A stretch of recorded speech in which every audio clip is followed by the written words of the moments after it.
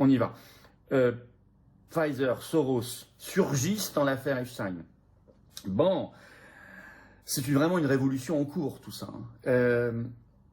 Alors, c'est l'influenceur américain Mario Nawfal qui, sur son compte X, 8 février, balance l'information. L'apparition du laboratoire Pfizer dans cette affaire. Alors, je vous lis ce qu'il a écrit sur son tweet. D'abord, même Pfizer était lié à Epstein. En 2013, alors qu'il était encore un délinquant sexuel enregistré, bah oui, il avait été condamné en 2008, Epstein a reçu une liste d'invitations privées marquée juste pour information. Là-dessus, le PDG de JP Morgan, le ministre canadien du Développement, de hauts responsables mondiaux et Caroline Rohn, alors présidente de la fondation Pfizer. Alors tout ça apparaît et il met la copie du mail en dessous, qui effectivement, je l'ai vérifié, un mail authentique qui date du 13 septembre 2013. Et justement, Pfizer n'est pas là par hasard, car vous savez qu'il y a des liens entre Epstein et la politique vaccinale. On avait parlé dans une toute première vidéo, il y a maintenant peut-être une dizaine de jours sur cette chaîne, sur ces nouvelles révélations de ces liens nombreux avec Bill Gates, et notamment du fait qu'il y avait un mail qui datait de 2015 et qui évoquait la prochaine pandémie. Vous vous souvenez de cela?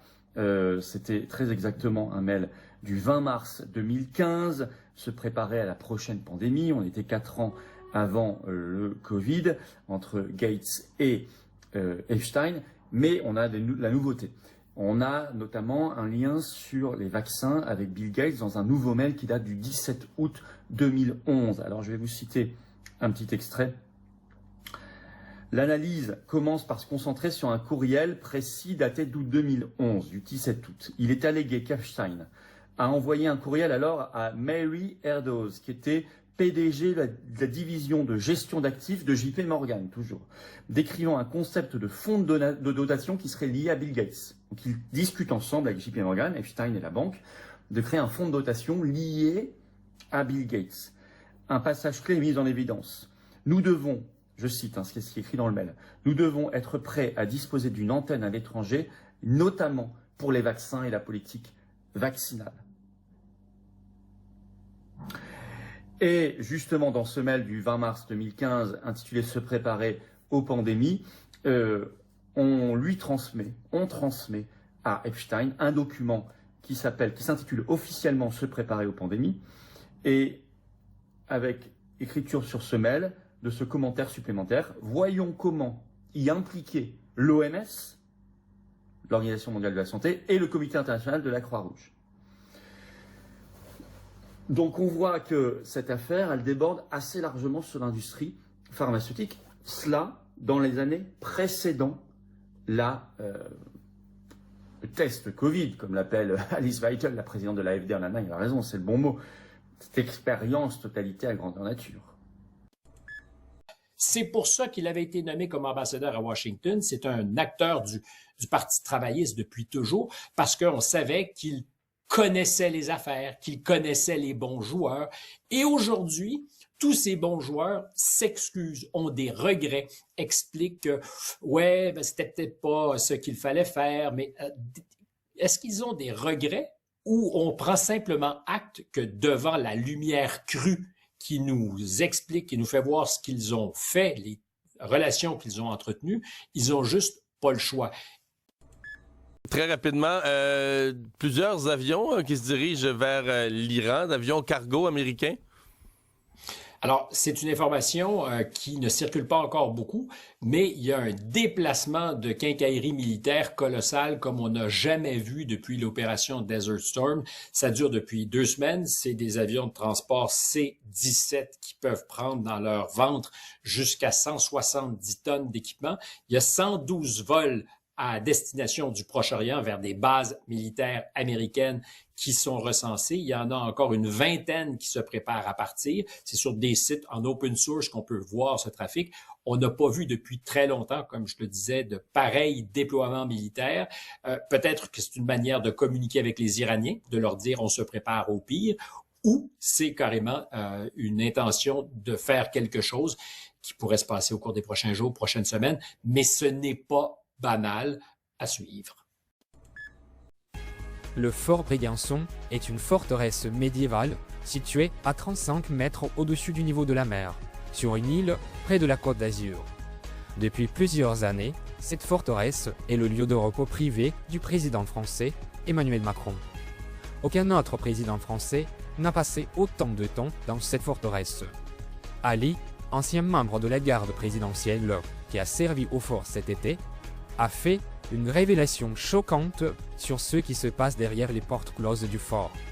À la demande de l'informateur, son vrai nom et sa voix ont été modifiés.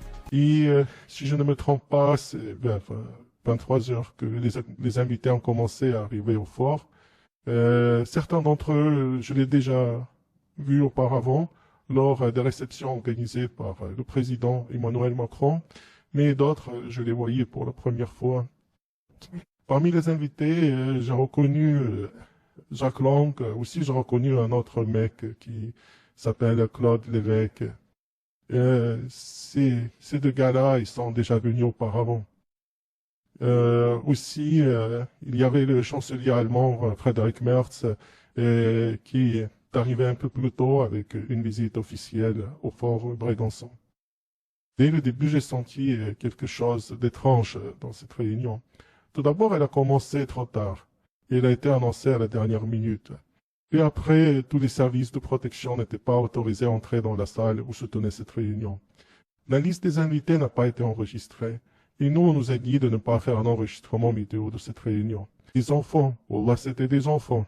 Moi, j'ai vu 3 filles et 2 garçons, qui n'avaient même pas 12 ans. Ils étaient amenés dans une voiture avec des vitres teintées. Moi-même, j'ai vu leur visage effrayé. Et à ce moment-là, je me suis dit, mais qu'est-ce que ces enfants font ici, à cette heure tardive? J'ai même posé cette question à mon collègue qui ne m'a pas répondu. Mais pour être honnête avec vous, je n'ai pas vu ce qui s'est passé à l'intérieur. Mais je suis sûr, même certain, que quelque chose d'horrible s'est passé, car de temps en temps, j'entendais des cris, des pleurs d'enfants, des gémissements, de la musique. Et les enfants sont sortis vers 4 heures du matin. J'ai vu leur visage gonflé, j'ai vu les larmes sur leur visage, vous imaginez? Zionism is a brutal racist ideology, and it is a brutal racist regime. And the winner is Vanessa Redgrave and Julia.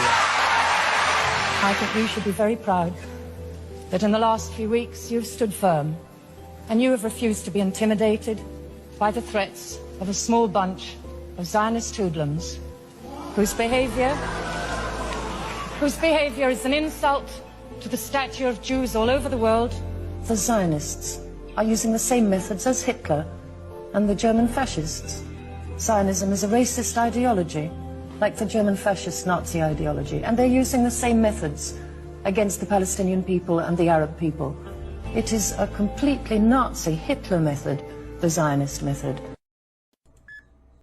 32 saisons, faut dire que quand tu fais autant de centaines d'épisodes, maintenant peut-être que quelque chose que tu dis va finir par arriver. Ils prédisent l'avenir. Mais cette fois-ci, c'est un nouveau dossier, un épisode qui est sorti dans l'année 2000 directement, qui s'appelait The Computer Wore Menace Shoes, qui est un épisode où Homer Simpson se met à découvrir l'Internet, puis il part un blog, puis là il s'appelle Monsieur X sur son blog, puis il commence à raconter toutes sortes de potins qui arrivent dans la ville, puis d'histoires abracadabrantes, et il gagne un prix Pulitzer, pour son journalisme audacieux. Et là, révèle son identité, les gens veulent plus rien dire, fait que là, il fait, il se met à inventer des histoires, puis farfelu, puis qui raconte plein d'affaires, et maintenant, dans l'épisode, il se fait kidnapper, puis il se ramasse sur une île bizarre. Who are all these oddballs? Well, they keep us here because we know too much. Number 27 there knows how to turn water into gasoline. Number 12 knows the deadly secret behind Tic Tacs. And I invented the bottomless peanut bag. Wow! So... Alors, Homer se ramasse sur une île où les gens en savent trop. Ils sont enfermés là, ils sont kidnappés. Vous le voyez peut-être venir, c'est l'île d'Epstein, selon plusieurs personnes sur Internet. Parce que là, Homer essaie de s'échapper parce qu'il se rend compte que les gens mystérieux, tout puissants sur cette île-là contrôlent tout de loin, font des espèces de cérémonies secrètes. Puis lui, il veut plus rien savoir, il sac son camp.